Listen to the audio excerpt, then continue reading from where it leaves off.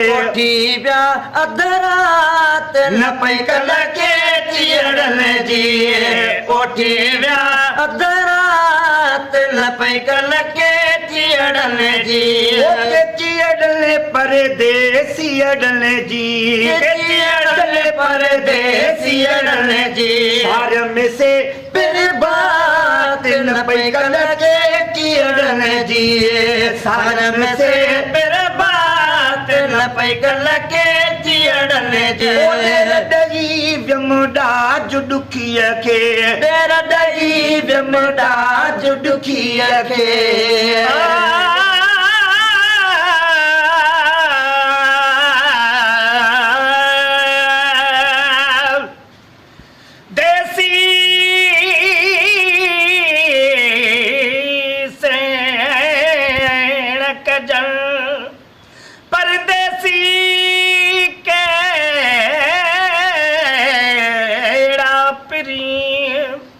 लदियूं लाडाणो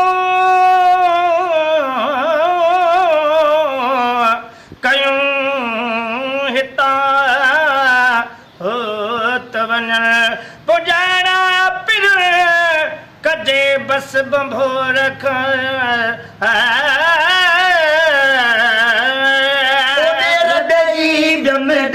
जुडुखीअ खे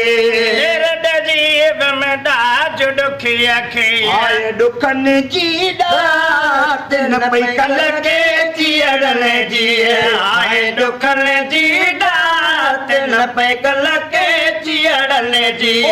चियड़न परदेसियड़न जी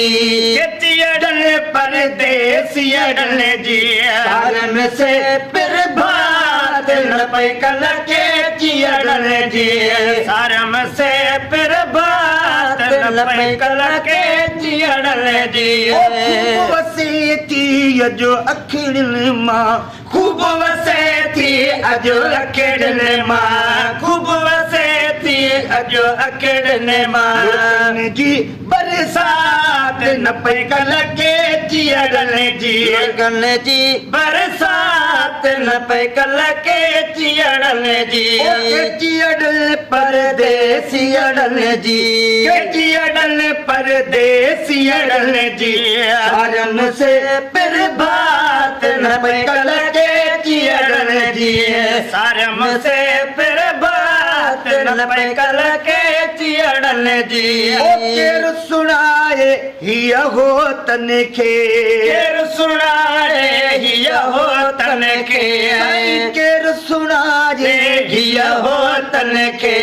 केरु सुनाए हिय हो तन खे हाजन जी हालात न पई कल के चियड़न जी हाजन जी हालात न पई कल के चियड़न जी चियड़न परदेसियड़न जी चियड़न परदेसियड़न जी सारम से फिर बात न पई कल के चियड़न जी सारम से फिर बात न पई कल के चियड़न जी उठी व्या अधरात न पई कल के चियड़न जी उठी व्या अधरात न पई कल के चियड़न जी